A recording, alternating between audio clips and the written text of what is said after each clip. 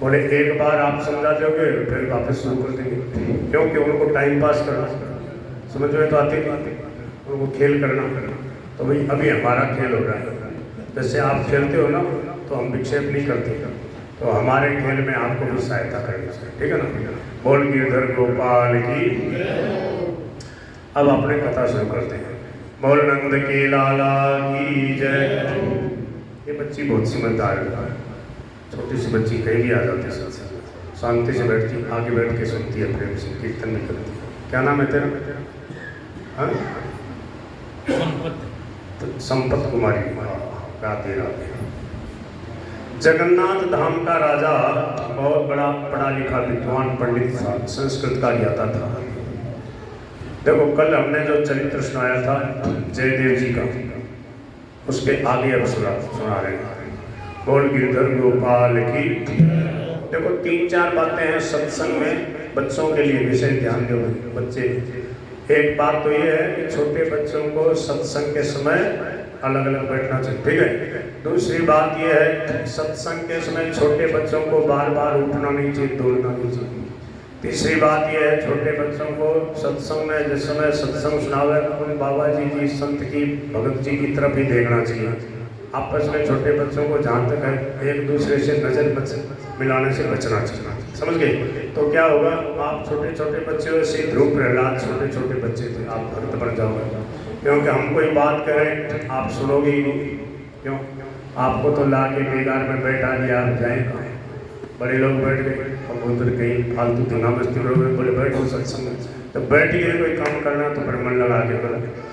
जब छोटे बच्चे सत्संग में बैठे रहते और कुछ करने लग जाते तो महाराज जी बीच में उनको टोकते, बोले देखो ध्यान से बैठा। एक दिन महंत जी बोले महाराज बच्चा, बोले बच्चा कैसे? बोले मैं भी तो 5 साल का था, मैं भी बच्चा ही था, संतों के सामने जिंदगी में रहा। बोले बच्चा नहीं है, कच्चा है, बोले समझता नहीं, समझाओ। और अलग अलग बैठा हो।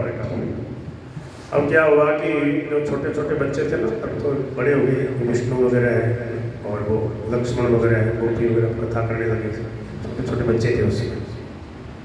तो ये क्या करते हैं कि इनको कहा तुम सत्संग सुनो, महाराज जी जो बात करते हैं उनको ध्यान से सुनो और फिर बताया करो। बड़े हमने याद नहीं, छोटे बच्चे तो लिखा करो। तो उनको छोटी छोटी पुस्तक डायरी होती थी, काफ़ी।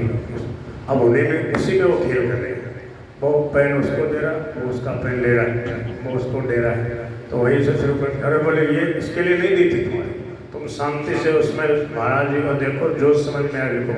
अपना जो है अपने पास ही रखना, दूसरे को बदला बदली नहीं करना, उसमें खेल शुरू हो। बोल गिरधर गोपाल की। नारायण नारायण। तो क्या है, कल अपने जयदेव जी का चरित्र थोड़ा सुना था। जयदेव जी को भगवान श्री राधा कृष्ण के साक्षात दर्शन हुए। इन बच्चों को 3-4 जो है ना, इनको कोई लेके बैठो, समझदार आदमी दोबारा मेरे को कहना है। हाँ 3-4 के बीच में देखो। हाँ देखो फिर 2 आगे के पास 2-3 बहू बेटियां ले लो, इनको अलग अलग ले लो।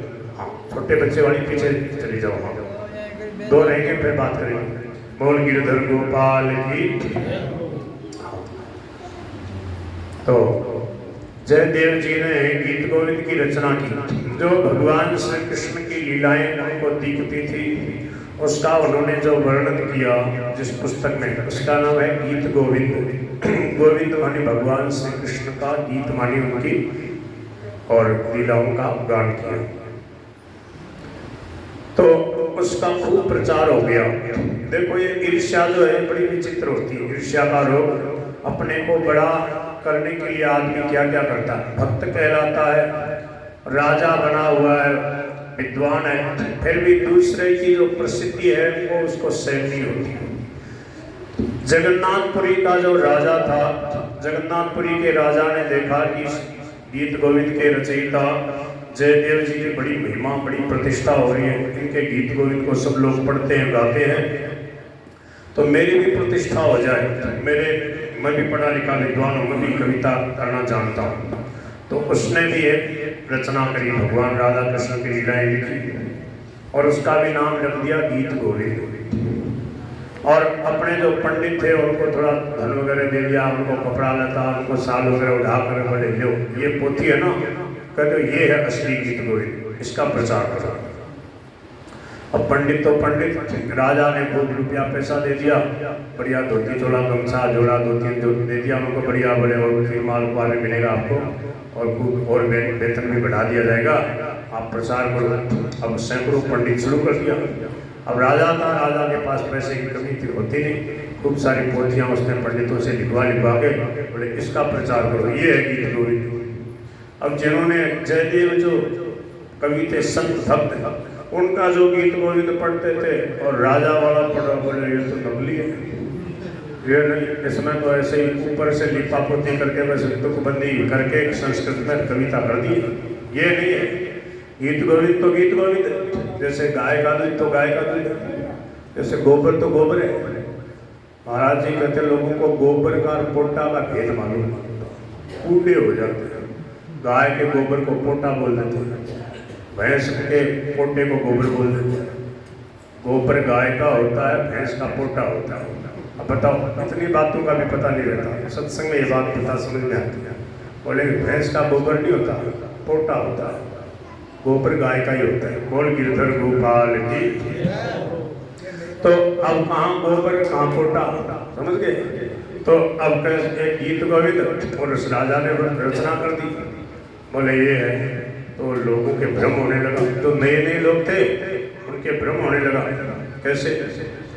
उनको पता नहीं, उनको बताना पड़े, समझाना पड़े।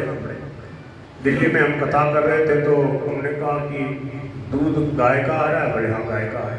कहाँ से आ रहा है? बड़े उसके गाय है उसके वहाँ। हमने कहा गाय जर्सी है, जर्सी। बोले वो क्या होती है? अब जवान लड़का उसको ये नहीं पता, कभी गाय चराई नहीं, कभी गया नहीं गौशाला में। बोले महाराज जी जर्सी और देसी में क्या फर्क होता है? फिर हमने बताया कि जो देसी गाय है उसके थुई होती है, थुआ, और उसके गल कमल होती है, उसकी आवाज़ सौम्य होती है और वो टहलना पसंद करती है। ये तो खड़ी रहती है मशीन की तरह, और इसकी आवाज़ देखो कैसे। तो उसको समझाना पड़ता, ऐसी हो तो वो गाय है, उसका दूध दूध हो तो लाना, नहीं तो मत लाना।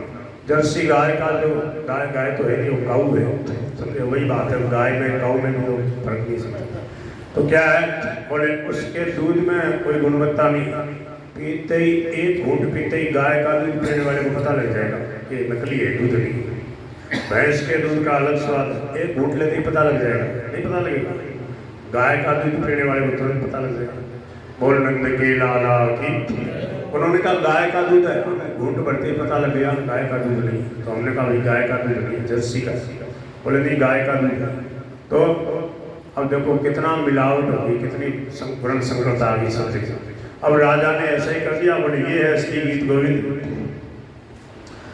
अब जो गीत गोविंद के जो रसिक थे, जो पहले से जानते थे, पढ़ते थे, उनके पास में भी जाके लोग कहने लगे, बोले गीत गोविंद वो नहीं है जयदेव जी वाला, तो बोले ये है राजा वाला है। अब राजा के तो लोग ज़्यादा होते ही, भक्त कितने होते हैं, और सामान्य लोग रजोगुणी तमोगुणी सदासी ज़्यादा होते आए हैं। अब जो सच्चे भगत थे, गीत गोविंद को जो गान कर रहे थे, उन्होंने कहा ये तो गड़बड़ कर रहा है राजा, ठीक है नहीं। तो वो भी अच्छे पढ़े लिखे कई विद्वान पंडित, वो भगत भी तो थे। तो उन्होंने जाके राजा से कहा देखो बोले ऐसे मिलावट मत करो आप, राजा हो इसका मतलब ये थोड़ी अन्याय करोगे, कोई दूसरा नाम रख दो ना, गीत गोविंद नाम क्यों रख रहे हो? बोले नहीं गीत गोविंद रखूंगा, गीत गोविंद की प्रसिद्धि, तो वही नाम रख दिया उसने। जैसे जिसकी दुकान ज़्यादा चल जाती है ना, तो उसी का मिलता जुलता ही नाम और उसी गलियारे में एक दूसरी दुकान खोल लेता है। फिर उसको जो ईमानदारी वाला आदमी, उसको लिखना पड़ता है मिलते जुलते नामों से भ्रमित न हो। वहाँ गीता प्रेस की जो दुकान है गोविंद गीता भवन के सामने, तो वहाँ भी गीता भवन वस्त्रालय, उधर एक किसी ने लिख दिया गीता वस्त्रालय। अब वो कोई नया आदमी पहले उसकी दुकान पड़ती है, वो सोचे ये गीता भवन की दुकान, वो उसमें घुस जाएगा। तो फिर वो उन्होंने लिख रखा गीता भवन का, बोले मिलते जुलते नामों से भ्रमित न हो। बोल गिरधर गोपाल की। तो क्या है, अब लोगों में भ्रम होने लगा। तो जो दोनों तरफ के पंडित, गीत गोविंद के जो भगत थे जयदेव जी के, वो और राजा के पंडित, दोनों में शास्त्रार्थ होने लगा। बोले ये असली है, वो कहते नहीं ये असली है। अब असली क्या है? असली तो गीत गोविंद जयदेव जी वाला, पर राजा के लोग वो माने नहीं। तो बोले क्या निर्णय करें, कैसे निर्णय करें? बोले ठाकुर जी निर्णय करेंगे, ठाकुर जी की लीला लिखी, बोले ठीक है। राजा के पंडितों से कहा ये तुम्हारे को भी मान्य होना चाहिए। बोले चलो मान लें। अब उन्होंने सोचा कि राजा भी तो भगत है, राजा भी दर्शन करने जाता है ठाकुर जी के मंदिर में, ये भी नाम लेता है। पर ईर्ष्या का रोग ऐसा है मूल जी, ईर्ष्या देखो कहाँ तक रहती है। मेरा नाम चले, मेरी पुस्तक चले। अब कहा कि जगन्नाथ जी के मंदिर में दोनों पोथी रखी जाएंगी और जिसको जगन्नाथ भगवान स्वीकार कर लेंगे वो असली मानी जाएगी, उसकी मान्यता रहेगी। फिर बोले आपको नाम कुछ चेंज करना पड़ेगा, एक नाम दो नहीं चलेगी, नाम बदल के चला सकते हो, पर गीत को भी देख ही रहेगा।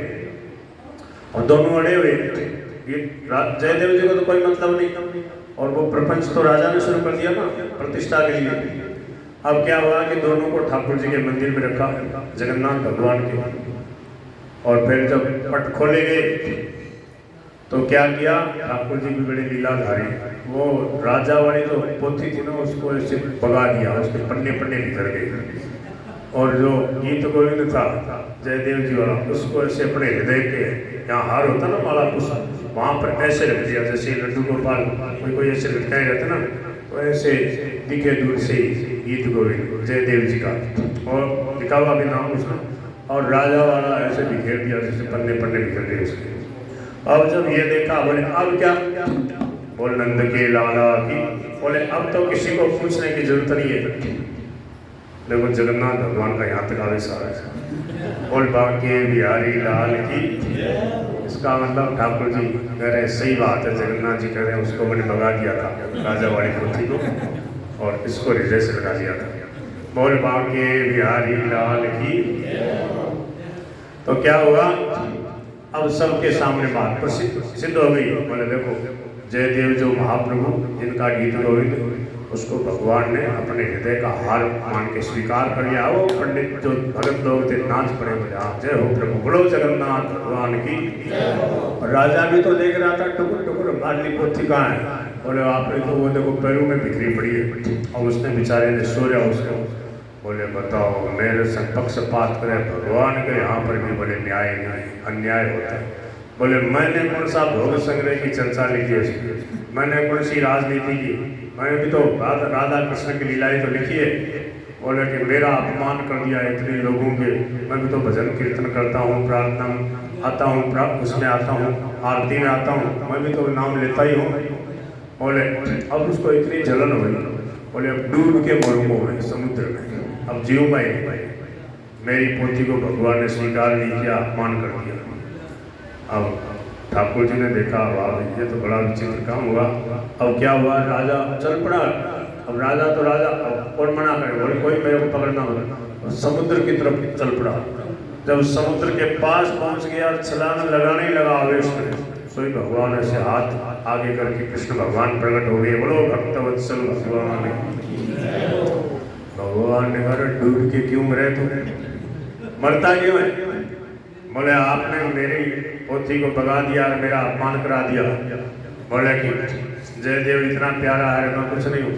बोले ईर्ष्या थोड़ी की जाती, ईर्ष्या से भक्ति होती है। तो उन्हें किस लिए लिखा, उसने किस लिए लिखा, उसने मेरे आदेश से लिखा, मेरी प्रेरणा से लिखा। उसको मेरी लीलाएं दिखती हैं, तेरे को कुछ दिखता है क्या। तुम तो सुनी सुनाई बातें जैसे लिख लेते ना आजकल, कोई सुनी सुनाई, वैसे तूने लिख ली PhD जैसे कोई कर लेता ना इधर। और पहले जो होते थे तो उनके उपस्थिति थी, अब उनके ग्रंथों पे PhD करते हैं। मीराबाई है, नरसिंह मेहता जी है, शरणानंद जी महाराज, इनके तो अनुभव में वो वाणी थी। रामदास जी महाराज वगैरह, तुलसीदास जी अनुभव वाणी, उनको दिखता वैसा ही, उनको वैसी लीला दिखती है तुलसीदास जी को। अब कोई दूसरा ऐसे लिखते बोले ये है रामचरितमानस, इसका प्रचार करो, तो क्या होगा, अनधिकार चेष्टा होगी। उन्होंने किस लिए लिखा, स्वामी जी महाराज ने लिखी ये बात। तुलसीदास जी ने कोई PhD करने के लिए थोड़ी रामायण लिखी। स्वांत है सुखाय तुलसी रघुनाथ गाथा, भाषा निबंध मति मंजुल मातनोती। स्व अंत सुखाय, अपने आनंद के लिए कि मेरे को प्रभु की लीला गान करने में आनंद आता है। दूसरा विशेष भाव स्व अंतस्थाय श्री सीतारामाभ्याम, अपने अंतःकरण में विराजमान अपने इष्ट देव को रिझाने के लिए उनके गुणगान कर रहे हैं। तो अब राजा जब डूब के मरने लगा तो भगवान ने कहा कि चल ठीक है, एक काम कर लेते हैं, बीच का रास्ता निकालते हैं। गीत गोविंद तो जयदेव जी का ही चलेगा। उसमें 12 सर्ग है, मतलब 12 अध्याय, एक एक अध्याय में एक एक श्लोक तेरा चलेगा, उसके साथ भी चलेगा, अलग से नहीं चलेगा। राजा ने कहा चलो यही सही।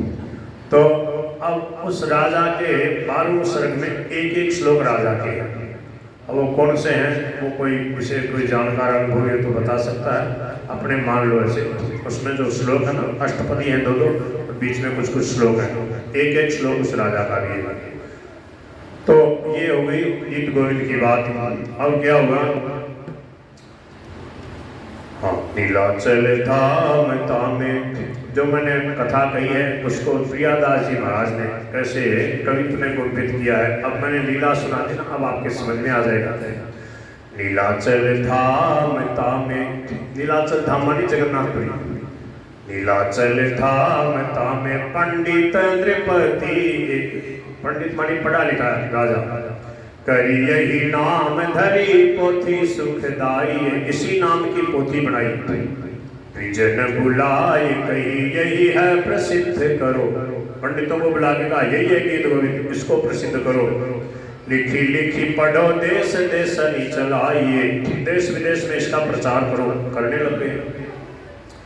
बोले मुस्काई विप्र क्षिप्र सो दिखाए दई नहीं यह बहुमति अति भरमाई। जो पुराने जो पंडित थे गीत गोविंद पढ़ने वाले, उन्होंने कहा नहीं ये नहीं, ये है हमारे पास है ना, ये है गीत गोविंद। दरी दो मंदिर में जगन्नाथ देव जी के, जगन्नाथ देव जी के मंदिर में दोनों रखी गई।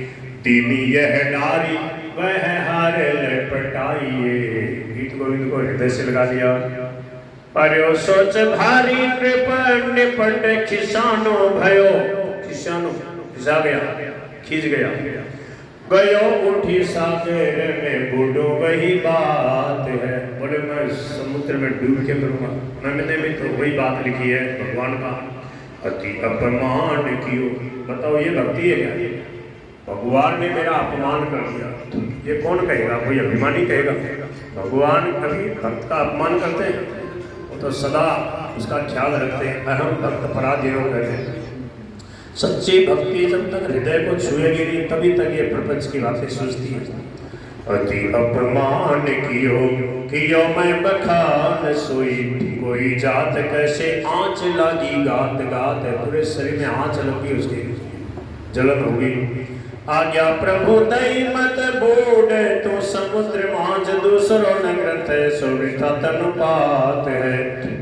द्वादश श्लोक लिखी दीजे सर्वदा, द्वादश में ताई संग चले जाकी ख्याति पात पात है। उसके साथ ही द्वादश सर्ग में तेरे द्वादश श्लोक चल जाएंगे। बोल गिरधर गोपाल की। ये गीत गोविंद की महिमा। अब और सुनो गीत गोविंद की महिमा। एक मालिन की लड़की थी। मालिन समझ तो माली होते हैं जो सब्जी वगैरह बेचते हैं, आपके इधर भी होंगे माली फूल, बोल संधि है। तो आपने सब्जी बेची, फल बेचे, क्या किया? अब तो आप सबको परम फल प्रदान कर रहे हो, भगवान का प्रेम, भगवान की भक्ति के हो। आप भी प्रेम फल खा रहे हो, नाम रूप लीला धाम का। बोल बांके बिहारी लाल की। तो एक माली की लड़की थी, उसने गीत गोविंद की एक अष्टपदी याद कर ली। अष्टपदी का मतलब 8 श्लोक का एक पदी, उसको अष्टपदी कहते हैं। और उसने याद कर लिया। और बैंगन की खेती थी उसके वहाँ, उधर बैंगन बहुत होता है, उड़ीसा की तरफ, बिहार की तरफ, झांसी इधर जो है बैंगन ज़्यादा होता है। वो हमारे साथ हरिओम आता ना, ढोल में जाता। बोले जैसे आपके यहाँ क्या होता है खेतों में जो होता है काचरा मतीरा वगैरह, बोले ऐसे हमारे वहाँ बैंगन खूब होता है। तो वहाँ बैंगन की खेती, बड़े कई खेत होंगे तो बैंगन तोड़ती हो लड़की और अष्टपदी गाती जाती थी। भगवान को गीत गोविंद इतना प्यारा है कि भगवान जहाँ गीत गोविंद कोई गाता उसके पीछे पीछे सुनते हैं, फिरते हैं। जैसे गीता जी का कोई व्याख्या करता है, बखान करता है, गीता कोई पढ़ता है, पढ़ाता है, तो वहाँ भगवान राधा कृष्ण आके प्रेम से गीता सुनते हैं। ऐसे ही अष्टपदी, गीत गोविंद के अष्टपदी का कोई अभ्यास करता है, पढ़ता है, गाता है, तो वहाँ भगवान राधा कृष्ण प्रेम से सुनते हैं। ऐसा लिखा है नाभादास जी ने। अष्टपदी अभ्यास करें ते बुद्धि पठावे, अष्टपदी अभ्यास करें ते बुद्धि। श्री राधा रमण प्रसन्न सुमन निश्चय तह आवे, श्री राधा रमण प्रसन्न सुमन निश्चय तह आवे। जो गीत गोविंद को पढ़ता है उसकी बुद्धि बढ़ती है, वो परीक्षा में बहुत बढ़िया नंबर लाता है, कहीं भी किसी भी विषय में लगता है बहुत जल्दी उसमें पारंगत हो जाता है, उसकी बुद्धि बढ़ती है, निर्मल हो जाती है बुद्धि। दो बात होती है मूल जी, एक तो बुद्धि तेज होना, एक निर्मल होना, दोनों में बहुत फर्क है, रात दिन का फर्क है। निर्मल बुद्धि का मतलब राग द्वेष रहित, और तेज बुद्धि वाला जो होता है, अगर बुद्धि निर्मल नहीं है, राग द्वेष से ग्रसित है, तो क्या होगा, लड़ाई झगड़ा ज्यादा करेगा और दोस्त देखेगा पैनी नजर से, और पैनी नजर से लोग देखकर बोले देखो ऐसा है, तुम क्या समझते हो उसको, लड़ाई करा देगा, राग द्वेष कर लेगा, दोस्त देखेगा। और निर्मल बुद्धि वाला वो अपने दोस्त देखेगा, मेरे में कहाँ क्या कमी है, दूसरे की मुझे पंचायती नहीं करना। तेरे भावे जो करे, आगे क्या, तेरे भावे जो करे आगे, और नारायण तू बैठ के, ये है निर्मल बुद्धि का लक्षण। बोल बांके बिहारी लाल की। तो माली की जो लड़की है वो क्या गा रही है कि धीर समीर बढ़िया, धीरे धीरे जहाँ मंद मंद, जहाँ ठंडी ठंडी हवा चल रही है। देखो ठंडी के मौसम में जैसे रात में हम ऊपर सोते हैं जोर से अगर आंधी चल रही तो फिर क्या मच्छरदानी में उड़ने सो पावे, जोर से आंधी चल, और मंद मंद धीरे धीरे समीर चलता है तो आराम से आदमी सो जाता है। तो धीर समीर यमुना तीरे, गीत गोविंद में भगवान की सुंदर लीला का वर्णन करते हुए जयदेव जी एक अष्टपदी लिख रहे हैं, ये उसने याद कर ली थी। और वो गाती तो भगवान उसके पीछे पीछे बैंगन के खेत में घूम रहे। उससे क्या हुआ, भगवान के कपड़े फट गए। बैंगन के पेड़ में छोटा सा पौधा होता है, उसमें क्या होते हैं, कांटे होते हैं, कांटों में फंस गए, भगवान के कोमल कोमल वस्त्र फट गए। अब जब पुजारियों ने मंदिर खोला शाम के समय, तो देखा राजा भी आ जाता था टाइम पे दर्शन करने। तो राजा ने कहा पुजारी जी, बोले हाँ, बोले थाने यही कपड़ा मिला, तो भगवान ने कपड़ा तो ढंग का पहना हो, क्यों, बोले देख कपड़े फटे हुए भगवान के। अब पुजारी जी ने देखा, पुजारी जी कम ही देखते होंगे, ठाकुर जी की तरफ पुजारी कम देखते हैं, पुजारी सामने देखते कौन आया क्या लाया, हाँ और कौन है, और भगत लोग जो होते हैं वो ठाकुर जी की तरफ ज़्यादा देखते हैं। तो राजा ने कहा पुजारी जी तो अठिने अठिन देखो तो भक्ता मैंने थोड़ा भगवान का नहीं देखा, देखो ठाकुर जी के कपड़े फटे हुए। और ये बोले हाँ राजा, बोले ये कपड़े मिले आपको, शर्म नहीं आई जैसे कपड़े पहना, बोले नहीं नहीं बिल्कुल सही पहनाए थे, नहीं पहनाए थे आज, फट कैसे गए, बोले ये तो हमें भी आश्चर्य हो सकता। फिर देखा ऐसा लगा, बोले कांटों में फटे, फटने का भी एक तरीका लग जाता ना, कपड़ा फंस के फटा है, थोड़ा अलग ढंग से फटेगा, कांटों में फटा पता लग जाएगा, बोले कांटों से फटे हैं ये तो पता लग रहा है। तो फिर उस समय भगवान भक्तों से बात करते थे, तो ऐसा कुछ होता तो फिर राजा जो है वहाँ पर जो रत्न वेदी है, जो गरुड़ स्तंभ है, तो वहाँ पर थोड़ी देर के लिए या तो पुजारी जी रत्न वेदी के पास बैठ जाते थोड़ा ध्यान लगा के, या फिर वो गरुड़ स्तंभ के पास में राजा लेट जाएगा थोड़ी देर, और उसको तंद्रा आती, थोड़ी नींद आएगी थोड़ी देर, फिर उस नींद में स्वप्न में भगवान बता देंगे, ऐसा होता। तो ऐसा कुछ किया तो पता लग गया, ठाकुर जी ने बता दिया कि मैं वहाँ माली के खेत में जो लड़की है, उस माली की जो वो बेटी, वहाँ वो बड़े प्रेम से गीत गोविंद गा रही थी, तो मेरे को इतना बढ़िया लगता मैं सुनने चला गया, वो गीत गोविंद गा रही थी, वो भी भगती थी, हर कहीं थोड़ी जाते हैं, कभी विशेष भक्त थी। तो बोले प्रभु आपको गीत गोविंद इतना प्यारा लगता है, बोले हाँ। तो बोले चलो आज से हम ये नियम करते हैं, उस लड़की को यहाँ बुलाएंगे और अब उसकी यही सेवा रहेगी। अब आज तक उसने जो कुछ बेचा, सब्जी बेच ली, बैंगन बेच लिए, तोड़ लिए, अब आज से यही सेवा है। अब वो क्या है, यहाँ आपके यहाँ दोनों तीनों टाइम आएगी और आपको गीत गोविंद सुनाया करेगी और वो नाच गा के सुनाएगी। आज से उसका जगन्नाथ देव की दासी, देवदासी नाम उसका रहेगा और उनके कुल परंपरा से यही उनकी सेवा रहेगी। आज तक बोले वो सेवा चली आ रही है। गीत गोविंद मंडपम की स्थापना कर दी इधर पूर्व द्वार की तरफ, जहाँ तक मेरे याद, आपने देखा वहाँ गीत गोविंद गाते रहते जगन्नाथ, गीत गोविंद मंडपम व्यवस्था कर दी। आज से 500-700 साल पहले की बात है, तब से चला आ रहा है। डेली दोनों टाइम गीत गोविंद वहाँ गाया जाता है।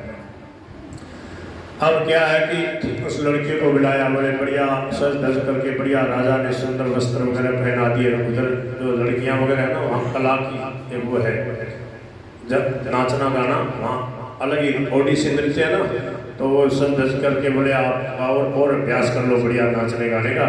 ठाकुर जी को नाच गा करके ले जाया करो, गीत गोविंद गाया करो। अब राजा भी बैठ जाते, सब लोग बैठ जाते और फिर वो नाच के ठाकुर जी को ले जाती ठाकुर जी के मंदिर में। देवदासी नाम हो गया। वृद्धावस्था तक वो लड़की थी, उस समय बुढ़ापे तक उसने वही सेवा करी। फिर उसके कुल खानदान के लोगों ने ये सेवा पकड़ ली। अब पता नहीं कैसी क्या स्थिति है, फिर गीत गोविंद वहाँ बैठ के जरूर गाया था, वो तो हमने सुना दोनों तीनों टाइम। क्या हुआ, वहाँ रामायण का पाठ था स्वामी जी महाराज के साथ नवान प्राण का। तो मैं क्या करता, कभी कभी पूरे दिन भर वही गीत मंदिर में ही रहता, सुबह आरती से लेकर शाम के सैन आरती तक। और जो सत्संग के टाइम स्वामी जी का जो सत्संग होता है ना, उसमें आ जाता।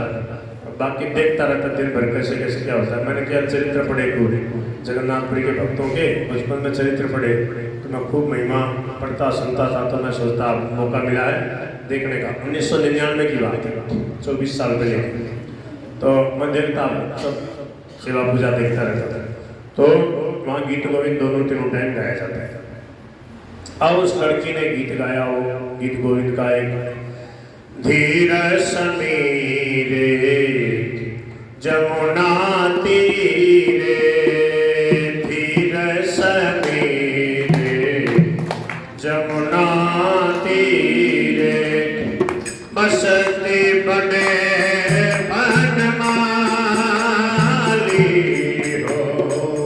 बसती बने बनमाली,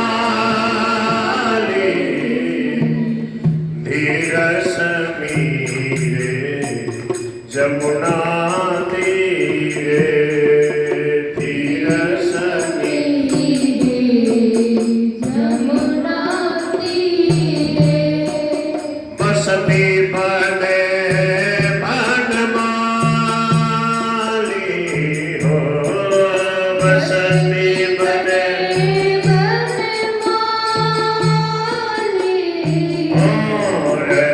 सुख सारे गतम भिसारे, रति सुख सारे गतम भिसारे, मदन मनोहर वेश, मदन मनोहर वेश, धीर समीरे जमुना तीरे, धीर समीरे यमुना तीरे, बसती बने बनमाली, बसती बने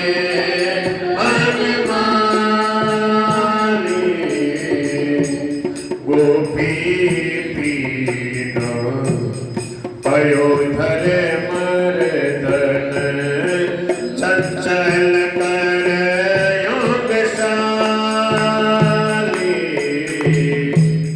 नाम समेतम कृत संकेतम, बाधयते मृदुवे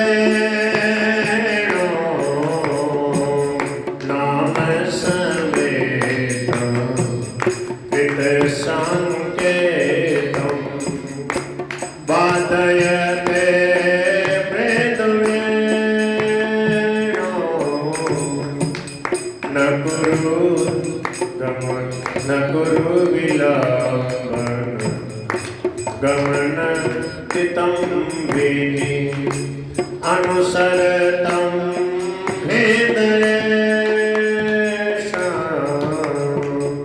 रजनी रेदानी। इस प्रकार से तो एक दो श्लोक मैंने सुनाया। 1999 जो नोखा में चौमासा था तो उस समय मैंने कुछ याद कर लिए थे। उस समय मैं ये एक दो अष्टपदी बोल के ठाकुर जी के भोग लगाता। ठाकुर जी के भोग के साथ में जोड़ दिया था। भोग तो लगाना ही लगाना, भोग लगा के प्रसाद पाना, तो भोग लगाएंगे एक अष्टपदी गा के भोग लगाया करेगा। तो उस समय याद हो गया था थोड़ा। बोल गिरधर गोपाल की। तो क्या है कि भगवान श्याम सुंदर की इसमें रसमयी मधुर लीला का वर्णन है। थोड़ा सा इसका भाव बता रहा हूँ। एक सखी कह रही है श्याम सुंदर से, श्याम सुंदर जो है और राधा रानी उन दोनों के प्रेम की लीला हो रही और उसमें श्री प्रिया जो श्यामा जो ने मान कर लिया और श्याम सुंदर से बोल नहीं रही। एक सखी जाके कह रही है हे श्यामा जो आप मान छोड़ दो, श्याम सुंदर आपके विरह में बड़े व्याकुल हो रहे हैं। न कुरु नितम निगमन विलंबन मन सरतम हृदय सम। बोले आपको बुला रहे। बोले मेरा नाम लिया क्या? बोले हाँ नाम समेतम, आपका नाम ले रहे। कृत संकेतम वादयते मृद वेणु। कहाँ बुला रहे?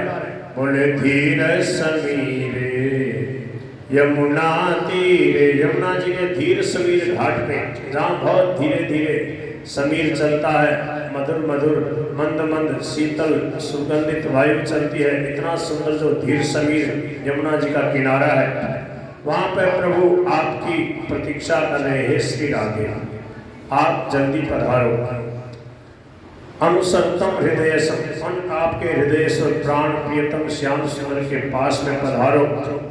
आपके नित्य निकुंज के दिव्य रास का समय हो गया है, प्रभु आपकी प्रतीक्षा कर रहे हैं। इस प्रकार से बड़ा सुंदर भाव है।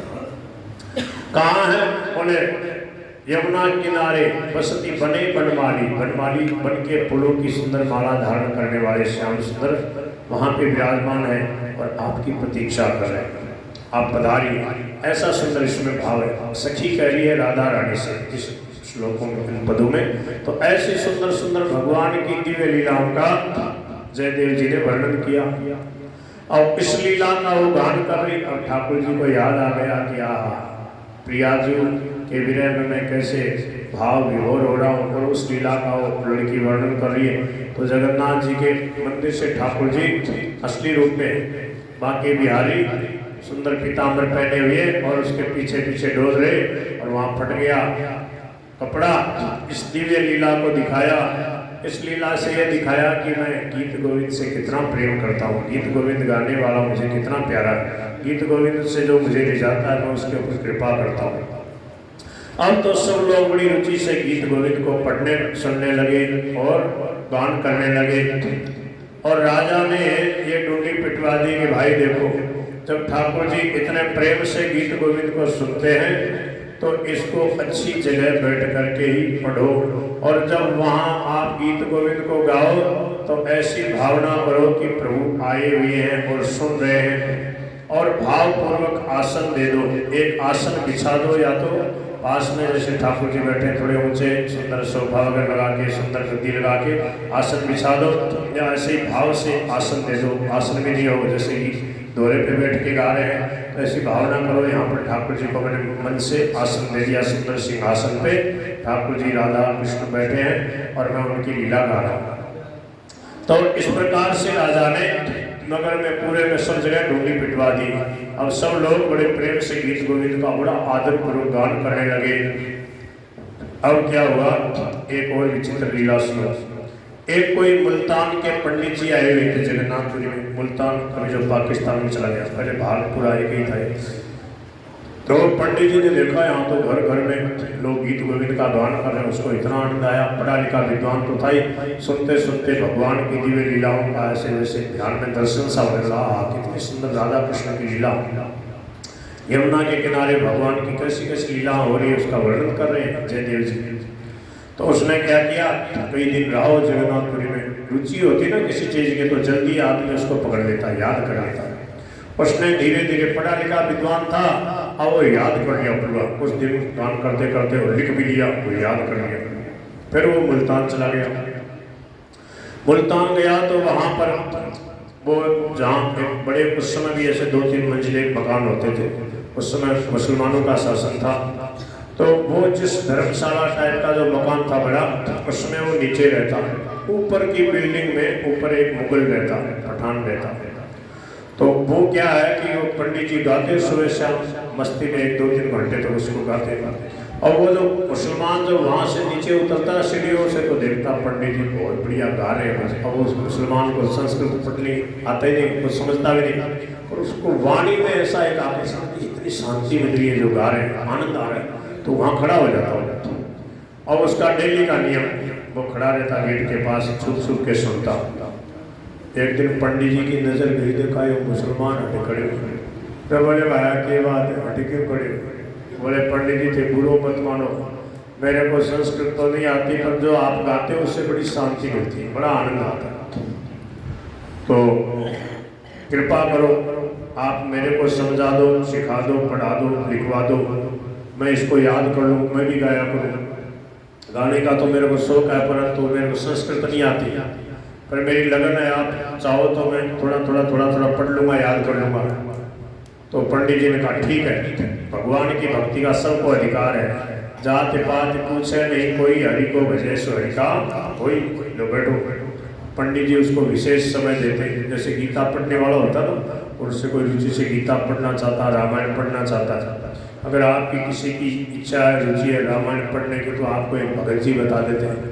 आपके दड़ीबा में एक विदासन है, मूल जी महाराज, दड़ीबा में एक विदासन, दड़ीबा में तो मूल जी है, इनके पास चले जाना, रामायण पढ़ने के लिए पढ़ा दोगे ना, रामायण का पाठ करना सिखा देंगे, पढ़ा देंगे, गीता साधक संगीत वगैरह सब कुछ पढ़ा सकते हैं। आप इनके पास बैठ जाना, सीख सकते हो। बोल नंद के लाला की। तो क्या है, संतों को तो शौक रहता है, कोई आवे उसको सुनावे। अब वैसे पढ़ने के नाम से तो आता नहीं कोई, तो इस सभा में गीता की, रामायण की, भागवत की बातें सरलता से समझावें, उनका गान करें थोड़ा थोड़ा। तो क्या हुआ कि अब वो पंडित जी ने उस पठान को धीरे धीरे करके, उसकी रसी लगन उसने पूरा याद कर लिया। कुछ 1 महीने लगे उसको लिख लिख करके, और हर समय गुनगुनाता रहे। पंडित जी ने कहा भैया एक बात ध्यान रखना, बोले हर कहीं इसको बैठ के, गंदी वगैरह जगह में हर कहीं बैठ के इसको नहीं गाना, जब गाओ आराम से नहा धो के बैठ करके, और भगवान को आसन देना, ऐसी भावना करना भगवान सुन रहे, उसको गान करना। बोले महाराज मैं बैठ नहीं सकता। क्यों? बोले मैं तो घोड़े पे दौड़ता रहता हूँ, मैं फौज का सिपाही, फौज वाला होता ना फौजी, उस टाइम का मुसलमानों का फौज का आदमी। तो बोले मेरे को तो कई किलोमीटर, कई कोसों, बोले यही काम रहता है, जाने आने का काम रहता, दिन भर यही काम। जैसे ड्राइवर आदमी है, दिन भर टैक्सी वगैरह चलाता, कुछ करता, तो उसको कहो भाई बैठ के तुम सुबह शाम 3-3 घंटे ध्यान करे, नहीं तो तेना भगवान को मिले। तो बोले फिर ऐसा भगवान घर बैठा रहे, मेरा टाबर के फांसी में घर में। तो क्या है, भगवान ने ऐसी सुंदर व्यवस्था कर दी कि जहाँ है, जिस परिस्थिति में जो कुछ कर रहे हैं उसको भगवान के लिए करो। यत प्रवृत्ति भूतानाम ये न सर्वमिदं ततम स्वकर्मणा तमभ्यर्चे। अपने कर्म के द्वारा उनकी पूजा, उससे सिद्धि मिन्नति मानव। देखो कैसी विलक्षण उदारता है भगवद गीता में। भगवान श्री कृष्ण का मानव मात्र को परम सिद्धि, परम प्रेम की, प्रेम की, भगवान के दर्शन की प्राप्ति, परम सिद्धि, कोई कमी नहीं। यम लब्ध्वा सा परम लाभम मंडिते नाधिकम तथा यस्मिन् स्थितो न दुखे न गुरुणापि विचारति। ये है परम सिद्धि। क्या? भयंकर से भयंकर दुख संकट आ जाए तो भी वो प्रहलाद जी, वो मीराबाई, वो नरसिंह मेहता बिल्कुल विचलित नहीं है। समझ गए? और उस सिद्धि को, भगवान को प्राप्त करने के बाद में उससे बढ़कर के कोई लाभ है, ये उनके मानने में भी नहीं आता, हो ही नहीं सकता। भगवान की प्राप्ति सर्वोपरि लाभ है। सेठ जी जयदयाल गोयनका जी ने गीता भवन है ना, वहाँ 3 नंबर गीता भवन में गेट में घुसोगे ना, उस तरफ तो लिखा है शंकर सहज स्वरूप समारा लागी समाधि अखंड पारा। संतो जी फोटो इधर लिखा परमात्मा प्राप्ति के समान कोई लाभ नहीं, उधर शायद लिखा भगवत भाव से बढ़कर कोई भाव नहीं। गीता बोल की दीवारें भी देखो उपदेश देती है, बोल गिरधर गोपाल की। अब उस पठान ने याद कर लिया और बोले महाराज ऐसी तो छूट करनी पड़ेगी कि मैं घोड़े पे चढ़ा चढ़ा इसको गालूंगा। बोले चलो ये तो छूट है, तुम एक काम करना, घोड़े पे ही तुम्हारा काम है, दिन भर तुम क्या करो। जैसे गाड़ी चलाने वाला बोले महाराज नहा धो के बैठ के ही देखो कि राम राम करना है, फिर तुम्हें कितना कर पाऊंगा। और देखो गाड़ी चलाते चलाते करते रहो। टेलर आदमी है वो करते करते, खेती करने वाला, फल बेचने वाला, सब काम करते करते बोले मुख से राम राम करते रहो। बोले ऐसा उपाय हो तो चल जाए। संतों ने भक्तों ने कहा यही उपाय है और ये सरल उपाय है, सबके लिए सुगम है, सब कर सकते हैं। कैसे? हाथ काम मुख राम है, हृदय सांची प्रीत। हाथ काम मुख राम है, हृदय सांची प्रीत। दरिया गृहस्थी साथ की, यही उत्तम गीत। दरिया गृहस्थी साथ की, यही उत्तम गीत। हरे रामा सब हरे रामा, राम रामा हरे हरे। बोलते जाओ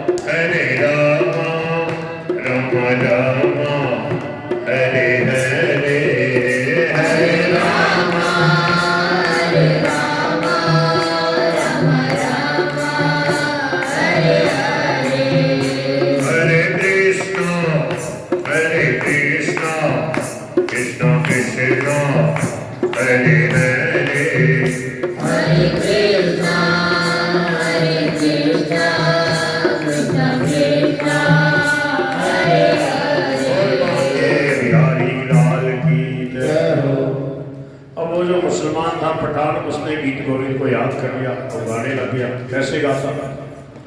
तो उन पंडित जी ने कहा कि तुम घोड़े पे चढ़ के जाते हो, कई कोस तक तुम्हें घोड़े पे जाना आना होता है, यही काम है। तो बोले तुम घोड़े पे ऐसी भावना करो कि मैंने आगे ठाकुर जी को बैठा रखा, ठाकुर जी मेरी तरफ मुँह करके प्रेम से सुन रहे और मैं गा रहा हूँ। घोड़े पे आसन ले लो, भावना कर लो, भगवान तो सब जगह है। बोले तुम बैठे हो, भगवान भी बैठे रहेंगे। बोले ठीक है। अब वो भावना करता, आओ प्रभु मैं आपको गीत गोविंद सुना रहा हूँ, आप मेरे सामने विराजे हैं, अब मैं सुना रहा हूँ। वो सुनाना शुरू कर देता हूँ। अब क्या हुआ, एक दिन बड़ी जल्दी जल्दी में उसको ऑर्डर आया, फौजी को ऑर्डर आया, वो वहाँ जल्दी जाओ, वहाँ जल्दी युद्ध है कुछ ऐसी से। तो जल्दी से फटाफट वो घोड़े पे चढ़ा। अब वो प्रकृति आदत में आ जाती है, कोई चीज़ फटाफट शुरू हो जाती है और शुरू कर दिया गीत गोविंद। भगवान को आसन दिया नहीं, आसन दिया नहीं, गाने लगा, आनंद खूब आ रहा। और फिर याद आ रहा आज तो आसन नहीं दिया भगवान को। फिर उसको बड़ा ऐसे गलाने से कोई मैंने आसन दिया नहीं भगवान को, भगवान आगे होंगे कहीं। वैसे सामने देखा तो सामने ठाकुर जी ऐसे ऐसे देख रहा था, तो थोड़ा ऊपर की तरफ से ध्यान दिया उसने। तो क्या देख, उसी इसमें ठाकुर जी देखो प्रकट हो गए उसके भाव को देख करके। उसके मन में था ना ठाकुर जी आए हुए हैं, मैंने तो आसन दिया नहीं, पर वो आते हैं सुनते हैं गीत गोविंद। तो ठाकुर जी इसमें प्रकट हो गए और वो चल रहा था तो घोड़े की तरफ उसकी तरफ देखते देखते ठाकुर जी पीछे की तरफ ऐसे चलते जा रहे थे। जैसे सूर्य भगवान से हनुमान जी महाराज ने ज्ञान प्राप्त किया। किसी ने कहा उनको, ब्रह्मा जी वगैरह ने कहा कि सूर्य भगवान सब विद्याओं के दाता है, सूर्य भगवान की आराधना करें वो सब विद्याएं आ जाती हैं। तो बोले इनको गुरु बना लो। सूर्य भगवान से हनुमान जी बोले मन ते पढ़ाओ। बोले भाया मैं तेन कटे पढ़ाऊँ, मैं तो दिन रात मेरे तो चक्री लगी रहे, मैं तो घूम रहा हूँ निरंतर, तेन कटे पढ़ाऊँ। अब चालते चालते पढ़ ले तो पढ़ ले। बोले पढ़ ले से बोले गुरु जी के सामने बैठ के पढ़ने की बात आती है। बोले हाँ। तो बोले कि जितने वेग से मैं चलता हूँ उतने वेग से तो पीछे चलते चलते पढ़ ले तो पढ़ ले। बोले चाले सूर्य ऐसा वेग है हनुमान जी महाराज। सूर्य भगवान बड़ी तेजी से चलते हैं और जितनी तेजी से चल रहे हैं उसी तेजी से उनके सामने उल्टे चल रहे हैं हनुमान जी महाराज और चलते चलते पढ़ लिए। देखो कैसी विलक्षण इनकी गति है। अतुलित बल धाम हेम शैलाभ देव, अतुलित बल के धाम। महाराज जी इसकी व्याख्या करते हुए कहते थे, बोले जैसे भीमसेन में 10,000 हाथियों का बल था, जरासंध में कई हजार हाथियों का बल था, 10-20 हजार का। तो बोले हनुमान जी में कितने अरब कितने खरब हाथियों का बल है। बोले कोई गिनती नहीं है, कोई माप तो गिनती नहीं। तीनों लोग हाँकते कांपते, एक बार डकाल दे तो तीनों लोग थर्रा होते। ऐसा अतुलित बल है। महाराज जी से एक बार अयोध्या में है, किसी ने पूछा, अयोध्या में 1997 में रामायण का पाठ था, 7वीं थी सिक्कल चौमासा से पहले। तो वहाँ पर एक आदमी ने पूछा, बोले महाराज बाल समय रवि भक्ष लियो तो तीनों लोग भयो दियारो। बोले कि बाल समय में छोटे से हनुमान जी महाराज ने फल समझ के सूर्य भगवान को निगल लिया। बोले यह बात सही है, गप मारी हुई ऐसे बोला उसने। बोले यह बात सही है, ऐसे ही लिखा हुआ है। तो स्वामी जी महाराज बोले आपको संदेह कैसे हो गया। तुलसीदास जी महाराज जैसे विलक्षण संतों की वाणी जो है उसमें संदेह के लिए स्थान क्या है। बोले कि सूर्य भगवान ने मुंह निगल लियो। अरे बोले साक्षात प्रलयंकर संकट ऐसे बोले महाराज जी गर्ज के। बोले एक सूर्य को निगल गया, क्या हो गया, प्रलय मचा देते, सब कुछ अपने आप में विलीन कर लेते हैं, समेट लेते हैं। प्रलयंकर शंकर है वो हनुमान जी बन करके ठाकुर जी की लीला में समेट में क्या संदेह कर रहे बताओ। ऐसे मतलब रोंगटे खड़े हो गए जैसे बोले महाराज। बोले इन बातों में संदेह क्यों कर रहे। भगवान शंकर सब कुछ संभाल कर लेते हैं, सब कुछ अपने आप में समेट लेते हैं। एक सूर्य को निकल गए, ये उनके लिए लीला है, क्या बड़ी बात है। कौन है हनुमान जी, शंकर सुवर्ण केसरी नंदन। बोल हनुमान जी महाराज की। तो अब ठाकुर जी पीछे पीछे पीछे पीछे चल रहे हैं और सुन रहे हैं, मुस्कुराते हुए भगत को देख रहे हैं। अब जैसे ही देखा ठाकुर जी को, घोड़े से नीचे उतरा और प्रभु के चरणों में दंडोत प्रणाम किया। ठाकुर जी नीचे आ गए, ऐसे आकाश में अधर अधर उसके सामने ठाकुर जी चलते चलते सुन रहे। अब नीचे उसने भगवान के चरण स्पर्श किए, भगवान ने उठा के उसको हृदय से लगा लिया। बोलो पतित पावन भगवान की। ये है प्रभु की अनोखी लीला। पता नहीं कौन से गुण पे दयानिधि गीत जाते हैं। तो ये है गीत गोविंद की बात। अब समय हो गया, चलो ये जो मैंने बताई, सुता एक माली की जो लड़की थी उस वाला एक कविता, फिर ये पठान वाला। सुता एक माली की जो बैंगन की बड़ी मौज, तोड़े बने माली गावे कथा सर्ग 5 की। तोड़े जगन्नाथ काछे काछे अंगे मीही झंगा, अच्छे कहीं घूमे सुधी आवे वीर हाथ की। फट्यो पट माने कपड़ा फट गया जगन्नाथ जी बैंगन की बारी। पहले जो वर्णन किया अब उसको कविता में गा रहे हैं। फट्यो पटे देखी नृप पूछी आहो भयो कहा। राजा ने पूछा जगन्नाथ के पंडों से, बोले कपड़े कैसे फट गए। बोले जानत हम अब कहो बात सांच की। तो प्रभु ही जनाई मन भाई मेरे वही गाथा। वही जो मेरे गीत गोविंद की गाथा उसकी जो लीला मेरे इतनी पसंद आती है कि मैंने उस लड़की के पीछे पीछे जाके गीत गोविंद सुना। लाए वही पालकी को पालकी में नाच की। देखो एक नई बात और मिल गई, मूल से पढ़ोगे ना तो नई बात मिलेगी कोई। लाए वही पालकी को पालकी में, देखो जगन्नाथ भगवान ने अपनी पालकी भेजी, बोले इस पालकी में बैठा के उस लड़की को आदर पूर्वक लाओ, उस बालिका भक्त बालिका को, और मेरे मंदिर में वो नृत्य करेगी गोविंद गा के। फिर राजा ने डोंडी पिटवा दी। डोंडी पिटवाने का मतलब जैसे आजकल समाचार पत्र में कटवा दिया, रेडियो पे खबर करा दी, टेलीविजन में खबर करा दी, और मोदी जी ने सामने आके बोल दिया क्या, बोले कल 22 मार्च से 22 मार्च से कल से कोरोना, कोई रोड पे ना नहीं निकलना, कोरोना, समझ गए? बोल गिरधर गोपाल की। तो फिर सब जगह हल्ला हो गया, और स्वामियों की ढाणी तक जो है गाड़ी पहुंचा दी गई। गाड़ी से वहाँ भी 1-2 बार हम वही थे, बोले कोई भी रोड पे नहीं निकले, कोरोना, कोई रोड पे नहीं आवे, नहीं तो रोना पड़ेगा। बोल नंद की लाला की राधे राधे। तो ऐसे ही फेरी पे डोंडी है ओंडी बात जानी माँ, कही राजा रंग पढ़नी की ठोर जानी। बोले राजा रंग सब पढ़ सकते हैं, पर नी की ठोर जान के बढ़िया जगह पे। मधुर अक्षर मधुर और मधुर स्वर नहीं सो, गावे जब लाल प्यारे दे गहिले आनी। एक नई बात हो रहा है, मूल से पढ़ोगे। बोले गावे जब कोई प्रेम से, देखो अक्षर मधुर, कितने मधुर इसके अक्षर हैं गीत गोविंद के, इसमें कितना मधुर मिठास भरी। मधुर स्वर नहीं सो गावे, जब कोई प्रेम से मधुर स्वर से गाता है, गावे जब लाल प्यारी ठीक हिले आने के। लाल प्यारी, प्यारी श्यामा जो लाल नंदलाल, प्यारी लाल, लाल प्यारी ठीक नजदीक पास में हिले आने के, हिलने लगते हैं, वो झूमने लगते हैं गीत गोविंद को सुन करके। इसलिए कोई भी पढ़े तो क्या, नीति ठोर जान के अच्छी जगह बैठ करके शुद्धता पूर्वक पवित्रता पूर्वक भगवान को आसन देकर और प्रेम से पढ़े। अक्षर मधुर और मधुर स्वर नहीं सो, गावे जब लाल प्यारे भीगे हिले आन के। ये बात। अब आगे जो मैंने मुसलमान वाली बात बताई, मुसलमान भक्त को कैसे भगवान ने गीत गोविंद गान करा।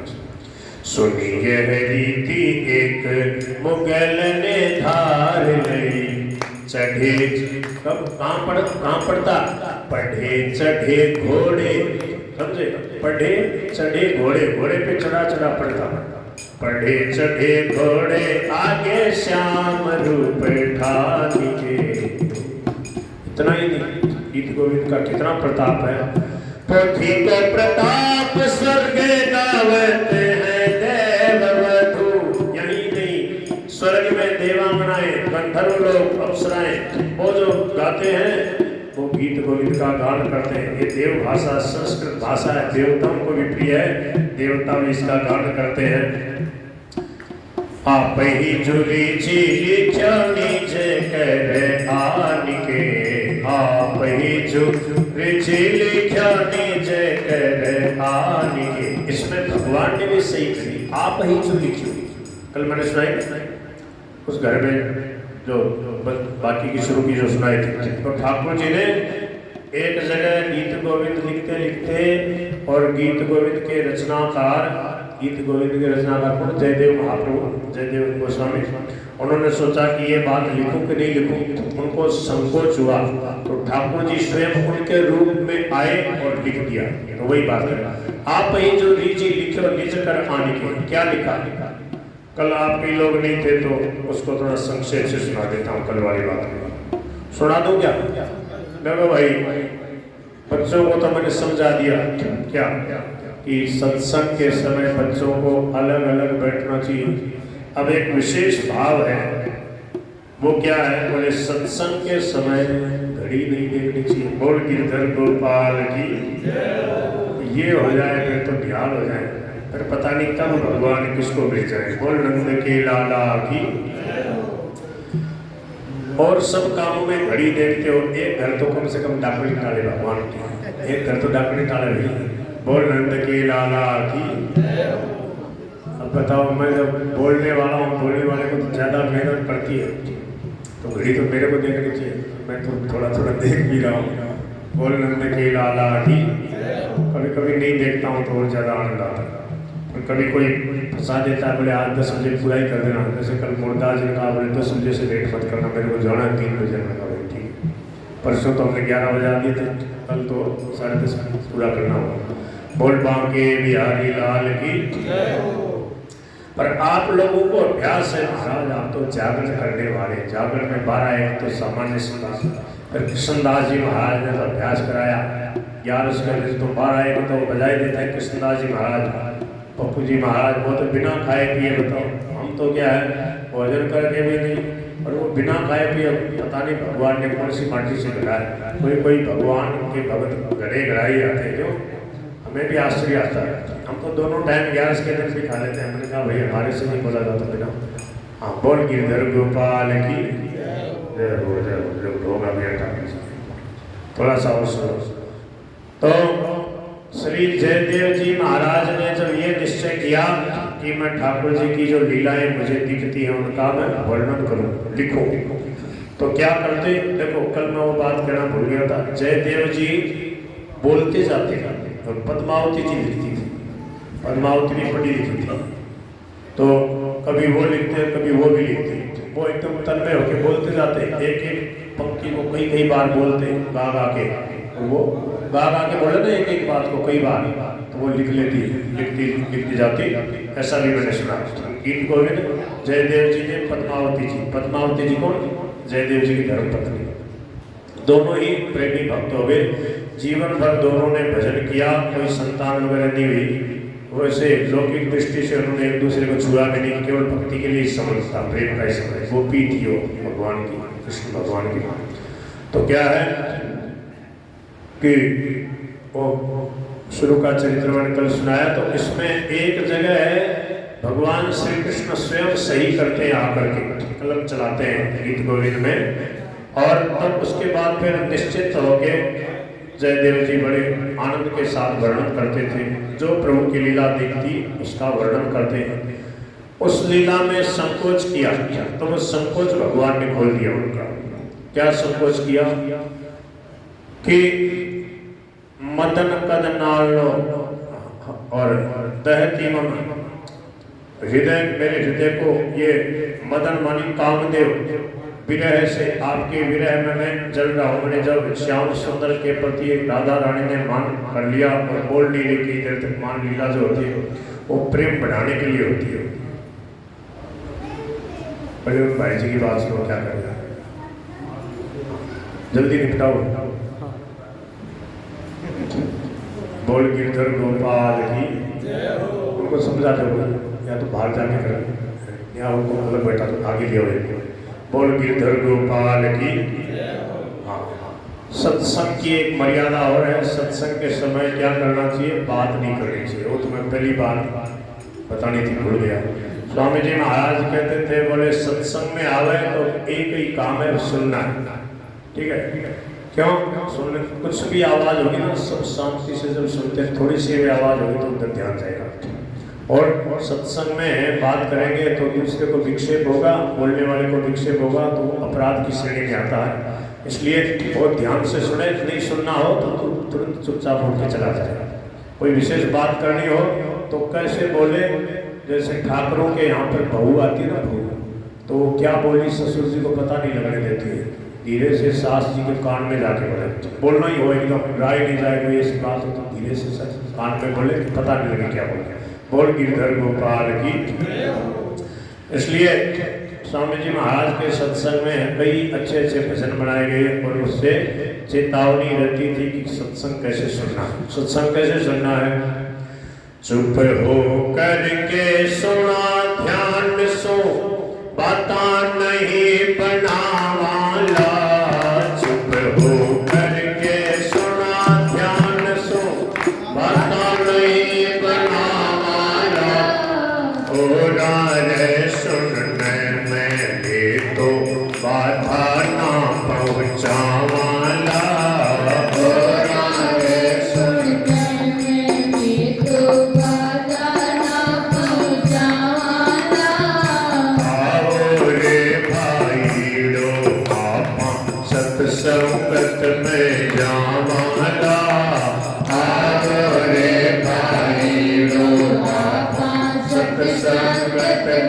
जावाला, सत्संगत में जावाला है जीवन सफल बनावाला, सत्संगत में जावाला में जीवन सफल बनावाला। कीर्तन के प्रारंभ में देखो ताली खूब बजावाला, कीर्तन हो लागे तो ताली खूब जावाला, आओ रे भाईड़ो आपा सत्संगत में जावाला, आओ रे भाईड़ो आपा सत्संगत में जावाला। भीड़ होए तो सरक सरक कर भेड़ा सा हो जावाला, भीड़ होई तो सरक सरक कर बेड़ा सा हो जावाला। आवड़िया ने आदर देश्या कर सत्कार बिठावाला, आवड़िया ने आदर देशा कर सत्कार बिठावाला।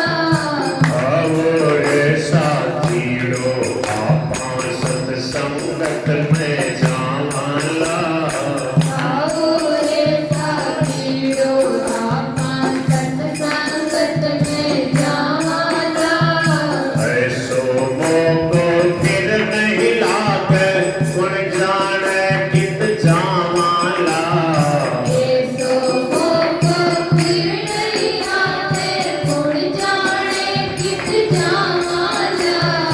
दुर्लभ है संताना दर्शन फिर दर्शन कब पावाला, दुर्लभ है संसारा दर्शन फिर दर्शन कब पावाला। आओ रे साथीड़ो आपा सत्संगत में जावाला, आओ रे भाईड़ो आपा सत्संगत में जावाला। महापुरुषादी चुग चुग बाता हृदय माये बिठावाला, महापुरुषादी चुग चुग बाता हृदय माये बिठावाला। अवगुण सारा तज कर दे तो हरि चरना चित गावाला, अवगुण सारा तज कर दे तो हरि चरणा चित जावाला। आओ रे भाईड़ो आपा सत्संगत में जावाला, आओ रे भाईड़ो आपा सत्संगत में जावाला। अकेले नहीं आना तो पास पड़ोसी कुटुंब कबीलो सबने न्यूट बुलावाला, पास पड़ोसी कुटुंब कबीला सबने नोट बुलावाला। गांव शहर और गली गली में लो आज फिरावाला, गांव शहर और गली गली में ये लो आज फिरावाला।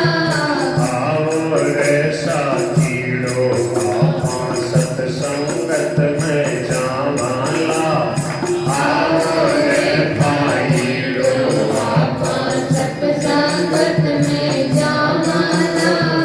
सत्संगत में जावाला पे जीवन सफल बनावाला, सत्संगत में जावाला के जीवन सफल बनावाला। कलयुग में सत्संगत करके सतयुग कर दिखलावाला, कलयुग में सत्संगत करके सतयुग कर दिखलावाला। देखो संत कहते हैं जिस समय हम सत्संग करते हैं प्रभु का नाम लेते हैं उसमें हम सत्संग सतयुग में जीते हैं। सतयुग जैसा वातावरण होता है, कोई झूठ नहीं, कोई कपट नहीं, कोई बेईमानी नहीं, एक ताजगी, एक शांति, एक आनंद, एक मोदिता, प्रसन्नता, भगवान का स्मरण कर रहे हैं। जो दिन जाए भजन के लेके सो दिन आसी गिनती नहीं। जो दिन गए तुम्हें फिर देखे सो बिरंची जग पार ही लेके। कौशल्या भैया कहती है जब रामलला वापस आ गए 14 साल के बाद, 14 साल के बाद आए या विवाह करके आए तो की बात है। बोले आपके बिना देखे जो दिन बीत गए, बोले वो विधाता हमारे दिनों की गिनती से निकाल दे, वो दिन व्यर्थ गए। आपके जब दर्शन नहीं होते रामलला तो व्यर्थ लगता है। गोपियां पूरे दिन भर प्रभु की प्रतीक्षा करती रहती है, गिनती रहती है मिनट मिनट को, अब कब संध्या का टाइम हो, कब प्रभु गाय चलाकर आएंगे, कब बंसी बजाते आएंगे, कब हम उनके दर्शन करेंगे। जैसे ही श्याम सुंदर आते हैं तो सब गोपियां अपने अपने और घरों से बाहर निकलकर प्रभु का स्वागत करती। प्रभु उनको सबको और अंत भरी चाल से चलते हुए, मधुर मुस्कुराते हुए, प्रेम भरी तिरछी चितवन से निहारते हुए, सबको प्रेम वितरण करते हुए प्रभु चलते। जब प्रभु गाय चराने जाते तो सब सम्मान करती। प्रस्थान के समय ऐसा भव्य उत्सव होता, ऐसा हमने पढ़ा राधा बाबा जी के उस पावन से, ऐसा ब्रज का वैभव है, इतने विशाल वो समय है, इतने सुंदर सुंदर और सुंदर सुकोमल मार्ग है, और इतने ढंग से बसावट है नंदगांव की, गोकुल की, वृंदावन की, और इतने प्रेम से गाय चराने के लिए ठाकुर जी जाते हैं। और ऐसा उत्सव होता, वो चारण जाते उस समय भी और आते उस समय भी घंटे भर का ऐसा जोर का, जैसे बहुत भव्य शोभा यात्रा निकलती है ना, सब लोग आनंद उत्सव मनाते, तो माता जय गोपाल करते हुए ऐसे जोर का प्रतिदिन आनंद उत्सव उमड़ता। भगवान श्याम सुंदर जब यहाँ विराजमान थे, अब भी उनका नाम लेते हैं, कीर्तन करते हैं, स्मरण करते हैं तो हृदय भर आता है कि प्रभु की कितनी कृपा है। उस समय प्रत्यक्ष प्रकट में जो प्रभु की लीला में सम्मिलित हुए, उनका क्या सौभाग्य का वर्णन किया जाए। तो वे भगवान श्याम सुंदर हमारे ऊपर कृपा की वर्षा कर रहे हैं, उनका हम नाम ले रहे हैं, उनका पावन चरित्र, उनकी सुंदर मधुर लीला, राधा कृष्ण भगवान की रहस्यमय लीला का वर्णन जयदेव महाप्रभु ने किया, वो हमने आज श्रवण किया। अब 10:30 बज रहे, हम थोड़ा सा कीर्तन करते हैं, कथा को विराम देते हैं। आगे की कथा कल आगे वाले भगत जी के श्याम वाले प्रसंग में बहुत सुंदर चरित्र है जयदेव जी का, कल और चलेगा लगभग घंटे भर। कल कहाँ है शाम को, किधर है वो? आपके घर के पास, इनके घर के पास में है, क्या नाम है? हाँ रमेश जी। तो उनके वहाँ आ जाना, यही टाइम 8:30 से 10:30 का टाइम। बोल गिरधर गोपाल की। तो थोड़ा सा कीर्तन कर लो, एक पद गा लो, बोलो राम राम। कुंजन वन झाड़ी देवारो, कुंजन वन झाड़ी देवारो, मेरी गुण गुनात कसीर प्यारी, गुण गुनात कसीर